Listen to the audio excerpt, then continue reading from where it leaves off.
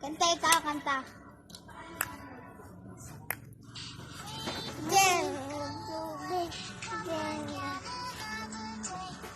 What did you want to play?